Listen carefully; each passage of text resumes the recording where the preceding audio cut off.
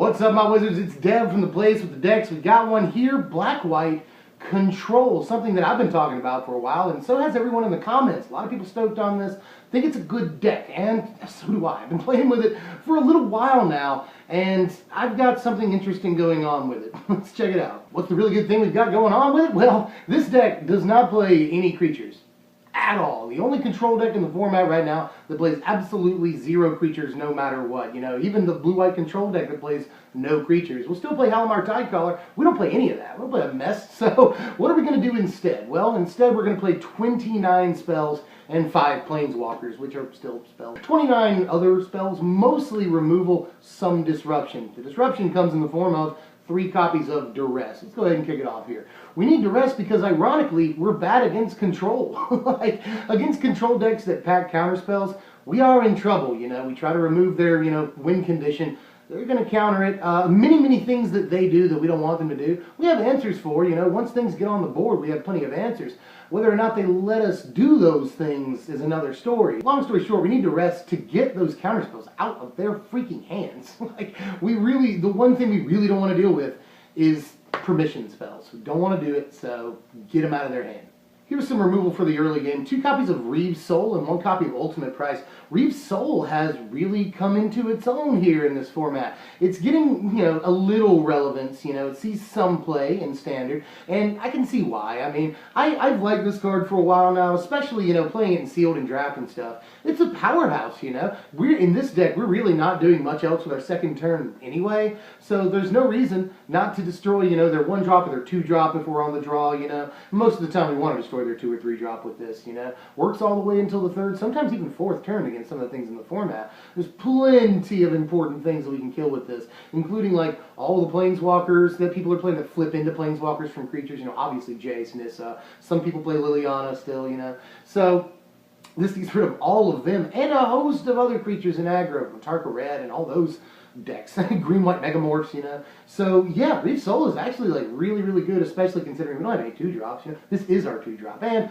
Ultimate Price, everyone expected, me included, for this card to be like really bad, and it did get worse when Battle for Zendikar came out, but it's still main deckable considering green-white megamorph and Atarka are the 2 big aggro decks in the format right now. And green-white megamorphs isn't even full-on aggro, And this even kills stuff in Jeskai, Jace and Soulfire Grandmaster included, so Dragon Master Outcast, the decks play that. So the card is still very relevant, it turns out, and we're going to play at least the 1-of.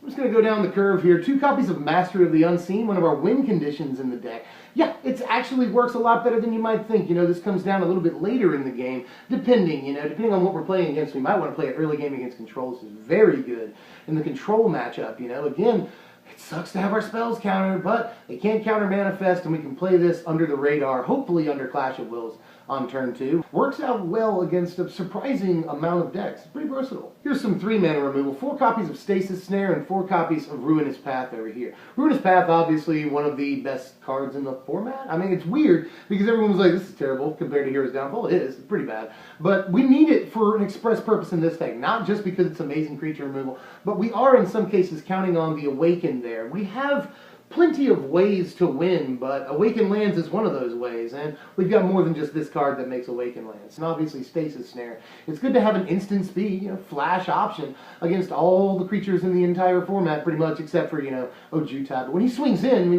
nail him with Stasis Snare. So Stasis Snare just incredibly, fantastically good. I'll pause from the removal train for a second to hop on the advantage train. We're playing 2 copies of Read the Bones. The only actual card advantage generating thing in the deck really for us, but we need it. Read the Bones is very important. Control decks need something like this, Fish, dig, draw some cards. We don't have dig 3 times. We don't have Treasure Cruise. We don't have Chase, so we've got to have some option. I think Read the Bones is probably the best thing in the format for that right now. Back on our removal train, 2 copies of Utter End right here, just ridiculously good. I don't have to go into it too much, because Hangerback Walker, Planeswalkers, Artifacts, Enchantments, Creatures at instant speed is just super dope, and we're playing 2 Utter End.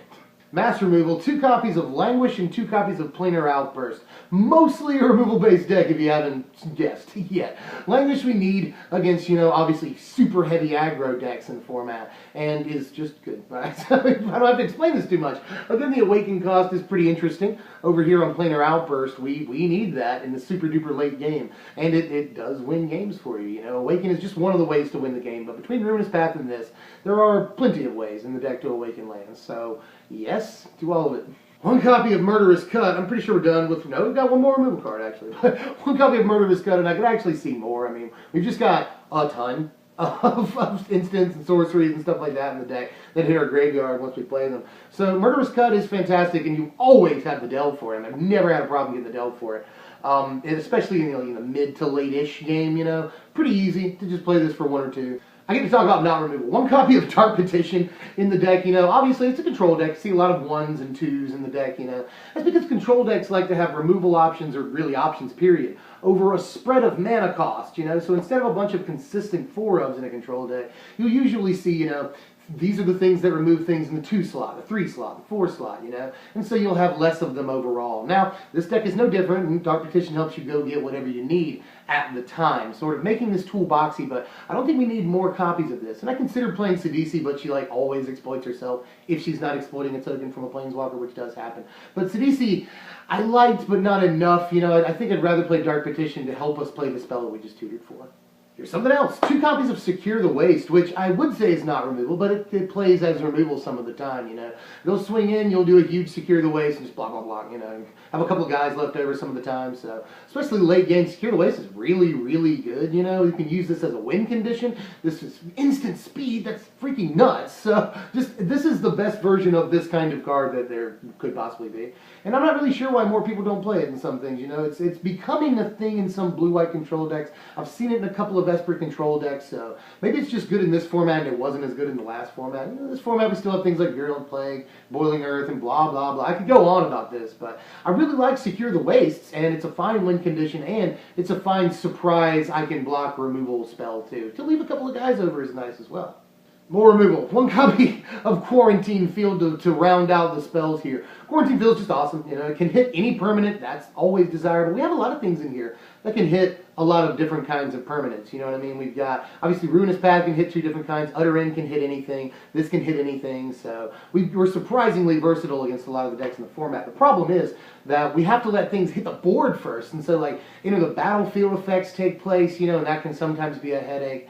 And we can't just deny them the opportunity to even play this, to let the spell resolve. You know, that's not on the board for us. So, but that being said, once things do hit the board, we have a litany of options to deal with them. And Quarantine Field for 2 permanents at 6 mana is like great. That's actually really, really good. Parity with Oblivion Ring is fine. So Quarantine Field has been nothing but nuts for me, at least. Here's our trio of Planeswalkers here. 2 copies of Gideon, 1 copy of Sword, and 2 copies of Obnyx. These are our major win conditions in the deck. You know, we can make creatures with Sword, we can make creatures with Gideon, and he himself can become a creature. And of course, we can win off of Obnyx's ultimate, but mostly he's going to blow stuff away and draw us cards, you know. So, but we can win off of his ultimate, especially since we're going to be grinding the game out a lot of the time. And this puts them on a pretty interesting clock, you know, 4 damage every turn cycle is. That's pretty good. So, not bad at all, you know, and obviously the majority of our wins will come off of Gideon or even Sorin. And Sorin's +1 is not bad. Once you've got a couple of walkers out, you know, a few 2/2s, you know, not terrible in any way. Helps us regain some of the life we may have lost earlier in the game. And we've got a couple of things that do that and a couple more in the sideboard. We really need that in this deck. And Sorin's very important for that. Gideon is obviously a house, and I don't have to explain Obnyx any more than I already have. I'd like to say more about these Planeswalkers. All I can say is that they win the game for you, you know. And we've got other ways to win the game. Master the Unseen, you know.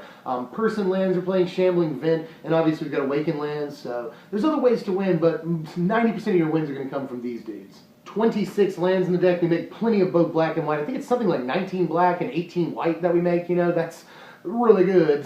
Plus, you know, Shambling Vents is also going to win us some games and help us gain some life back in the mid-game. So, Shambling Vents is an all-star. And here's our sideboard. We've got some stuff against control, we've got some stuff against aggro. Against mid-range, we have, like, fantastic game. Although, we don't, like, love Siege Rhino, you know. Again, we have to let things hit the board. But we have some pretty fair game against mid-range, you know. We're just going to destroy all of their threats, you know. And here's our power rankings. A final score of 64, very much a traditional control deck, you know. It does the things it does well, very well. It does the things that it doesn't care about super poorly, you know. It's not fast, has few win conditions, not very synergetic, it just plays really good cards, you know. So it has like little to no offense, just wants to grind out and win. You know, I keep saying grind out, that's how you win with the deck. You know, drop a Planeswalker in the mid to late game and just make it happen, Captain. Or, you know, Master of the Unseen can do the same thing for you. Awaken Lands can do the same thing. It's just super grindy. But we've got plenty of tools to cover the early all the way to the mid game. And you know, it looks as though the deck is super expensive, but compared to some of the stuff we've done on the channel recently, the deck is not that bad for a standard deck. Obviously, Gideon looks like an expensive card, Nixilis looks like an expensive card, and they sort of are. But once you get over those humps, it's not like we're playing just this ridiculous land base of fetches and battle lands, you know. We're not playing Jace, which really cuts down on the cost all the time. We're not playing like Hangerback Walker, it's 15 bucks, you know. So I know Gideon is still pretty expensive. Nixilis is at least reasonable. So the deck is not that bad overall to build. I think it's like $250, something like that. So you can build this for a lot less than your standard deck. It sounds weird coming out. Well, that's all I got for now. Let me know how you feel about this one. I know it's weird, no creatures is strange, but that's how a lot of traditional control decks play, and I think that we can do we can pay homage to control by not playing any counter spells, but ironically not playing any creatures to make up for that lack, you know. Very few threats, but we do very well in the long game here. What are we doing next time? Well, 5-color Bring to Light has been sort of established in the format, had a really good showing at States, and I've been working on 5-color Zoo for quite some time now, like 3 weeks or a month, something like that. I've lost track of time on that deck. I've been working on it for a really long time. But the deck is good, and I'm glad to see that the deck has made a good showing, at least. One more thing, if you enjoyed the content, I know it's this part of the video that everybody clicks off, don't click off. If you enjoyed the content, just press thumbs up. There's a little thumbs up button down there that makes me really happy when you press it. I've seen a lot more people pressing it lately. That makes me cry, in a good way. So, in any case, I've appreciated all your help lately. Like, share, comment, and of course, subscribe if you haven't done that yet. We're almost there, guys. 10,000 subscribers will be a milestone for me, and it's still unbelievable. So, yeah, I'm Dev, if you've been wondering what my name is. If you've been wondering what her name is, that's Julie over there. Hey, Julie. And we will see you guys next time. Thanks for watching, my wizards. Here's our trio of wardens. What?